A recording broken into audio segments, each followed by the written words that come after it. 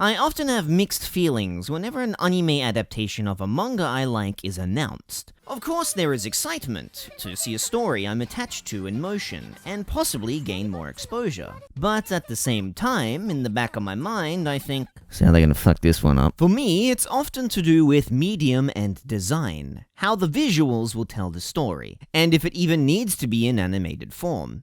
When the adaptation of Chio-chan no Tsuugakuro was announced, these feelings came in full force. It's one of my favorite manga. The flimsy premise of Chio simply walking to school each day, only to be blocked by a series of crazy obstacles, belays some of the most irreverent character interactions and gags I've ever seen in a manga. But seeing how the humor largely comes from its brilliant panel timing and manipulation of the manga image, I was worried about that being lost in the move to animation. But thankfully, not only was this not the case, it managed to overcome a major issue in the very nature of anime production.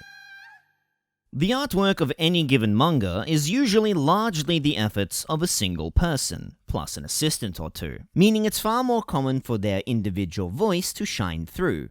Anime, however, is ultimately drawn by hundreds of people, and it's not always easy to draw comfortably in another artist's style. This leads to the necessity of model sheets, storyboards, animation supervisors, that pill I keep in my drawer just in case you never know when the day will come, in order to maintain consistency. But even this process can result in cases where the anime designs differ significantly from the source. Some prominent examples include the original Sailor Moon television shows, which considerably rounded and streamlined the slender bishoujo aesthetic of the original, and Jitsu wa Watashi wa, where the manga has a very distinct, sharp way of drawing eyes and other facial features, yet the anime opts for a softer, more contemporary look.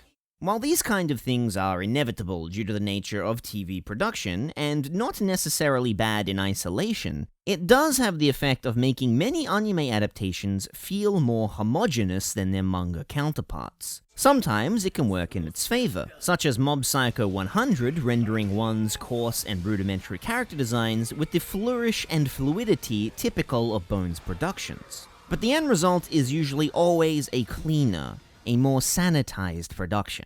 Considering the raciness and the sauciness of certain jokes within Chio-chan, this may seem like a huge hurdle that would be difficult to overcome. Yet, that's why I'm so impressed with this adaptation. Not because it avoids it, but because it manages to incorporate it into the original's uniqueness at the same time. Chio-chan is Tadataka Kawasaki's. Chio-chan is Tadataka Kawasaki. Chio-chan is Tadataka Kawasaki. Fuzaken janeo! Chio-chan is Tadataka Kawasaki's first serialized manga. Well, first serialized manga not of a particular nature, if you know what I'm saying. If you're picking up my drift.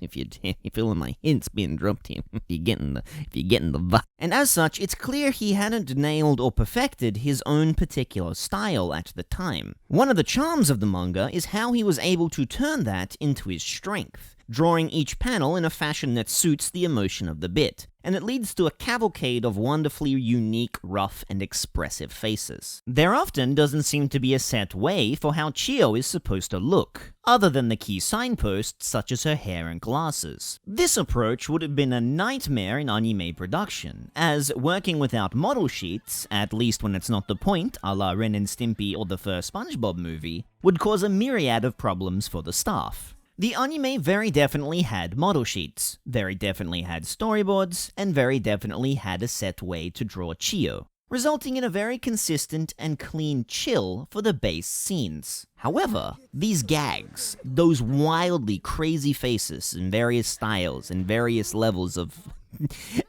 proficiency, are transliterated almost every time, whether it's the beanie Puni plush blobs, or the uncannily proportional close-ups, or the demonic, overly shaded, twisted faces of their spiteful antics. This leads to a nice sense of contrast between the clean and the dirty. A good example is Manana's introductory sequence. This is our first glimpse at one of the cornerstones of the series, their quasi-wholesome, quasi-incredibly toxic friendship. In both versions, the scene is full of goofy, simplified faces, incredibly uncomfortable close-ups, and off-model chaos. But where the manga renders the whole sequence roughly, the anime has the characters very on model at the beginning and at the end. This ends up enhancing their weirdness, as these shots often punch more in the anime than they otherwise would have due to this. We spend a lot of time getting used to these cleaned up base form versions of the characters, that by the time we get to a scene like this, it's all the funnier, because we know that this is not what Manana is supposed to look like. And this is conjecture, well, all this is to be honest, but this must have freed up the individual animators too. Animators? Fuck. As one who is more comfortable with the beans, and another who would prefer to be working on JoJo, can be given the appropriate cut. What's also commendable is that they are usually not a pure aping of the manga panel. Rather, they take advantage of its new medium. For example, this bit with the elite SWAT turn was originally rendered with horizontal hatching line art, and instead it's rendered in the anime through glowing highlighted afterimage frames. Other gags have been accented with some of the most ridiculous smears I have ever seen. And jokes that originally worked through the flow of the panels, now work through the power of the cut.